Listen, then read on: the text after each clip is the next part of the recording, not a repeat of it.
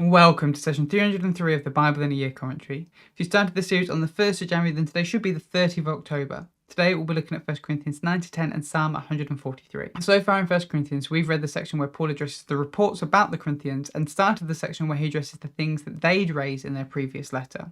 Paul wrote 1 Corinthians likely as a second letter to the church in Corinth. It was written in response to reports of bad behaviour in the church and addressing issues that had come up in their previous letter.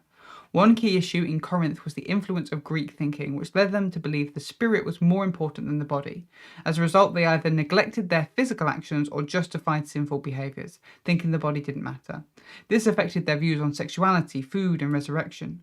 Paul reminded the Corinthians that they were made holy by Jesus and that their spiritual gifts came from God, not their own efforts. Addressing their divisions, he emphasized that Jesus, not their teachers, was the source of their freedom and unity. He explained that God's wisdom seen in a crucified Messiah subverts human wisdom. Using the metaphor of a building, he said that while different teachers play different roles, it is God who tests the works. They shouldn't boast in their leaders. Paul then addressed immorality in the church, particularly a man sleeping with his father's wife. He urged the church to expel him, hoping he would repent after experiencing life outside of God's protection.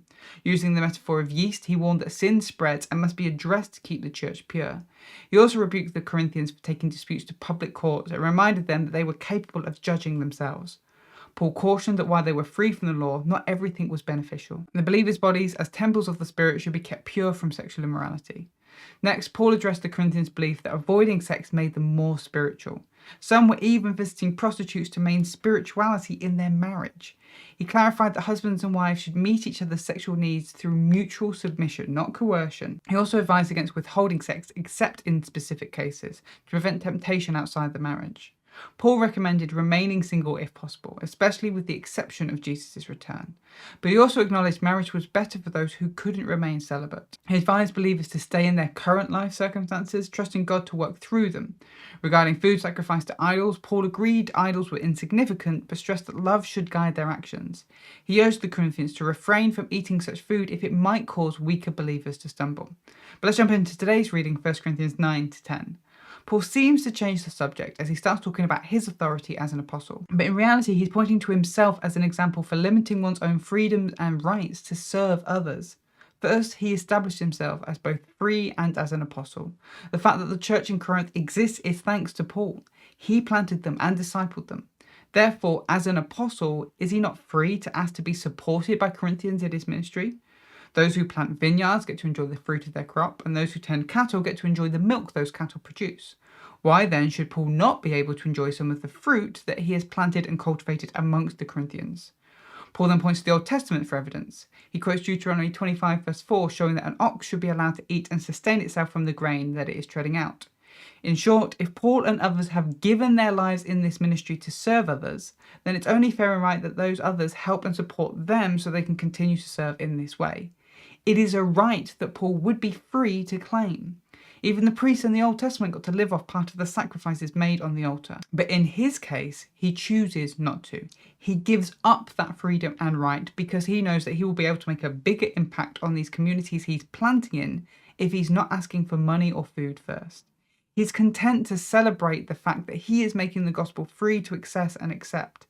And that's not the only way Paul has limited himself. When it comes to the Jews, Paul continued to live as though he was bound to the Torah, even though he wasn't, so that he could reach the Jews. When it came to the Gentiles, he similarly met them where they were and lived as they lived so he could reach them. Paul uses the metaphor of an athlete. Athletes withhold things from themselves to train effectively. They have to be disciplined in their training and in their diets. They accept these restrictions because they are competing for a prize. Paul is saying that in the same way, believers are competing for a prize, but not a physical one that eventually will perish. They are competing for an eternal one. And so how much more should they be willing to restrict their freedoms and rights to help push them on towards that prize? He then points them to their ancestors. Their ancestors enjoyed great privileges. They got to experience God's miracles and presence firsthand. They ate food and drank water that was literally given to them from heaven.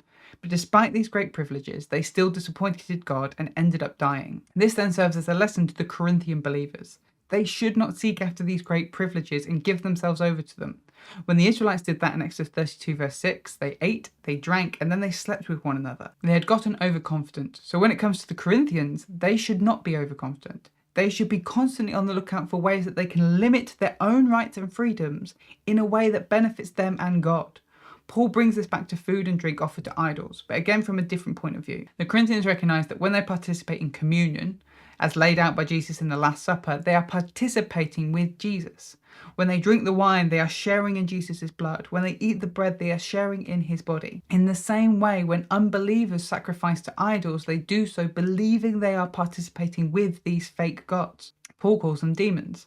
How then would it look if these Christians who claim to follow Jesus eat and drink foods that cause others to think they are participating in their fake gods?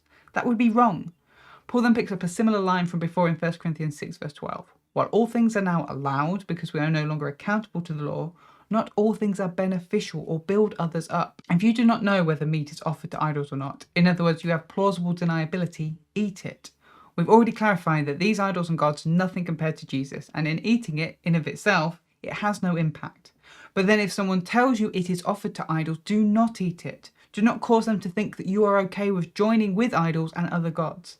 And this isn't limited to food or drink. In everything that you do it in a way that ultimately gives glory to God.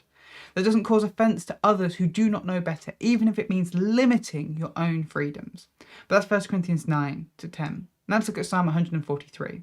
This psalm is attributed to King David and falls into the category of lament psalm. Here is a summary of the structure, but I would recommend checking out the written version of this commentary in the description to see the structure properly for yourself. But we start with verses 1 to 4, the initial request and complaint. Verses 5 to 6, I remember you. Verses 7 to 10, answer me, teach me, and rescue me. And then verses 11 to 12, the final request. The psalmist starts with a call to the Lord to hear them, for he is faithful and righteous. They ask that the Lord no longer judge them for their sins. No one can stand before the Lord and be righteous. The psalmist then turns to their main complaint. Their enemies pursue them, seeking to kill and bury them.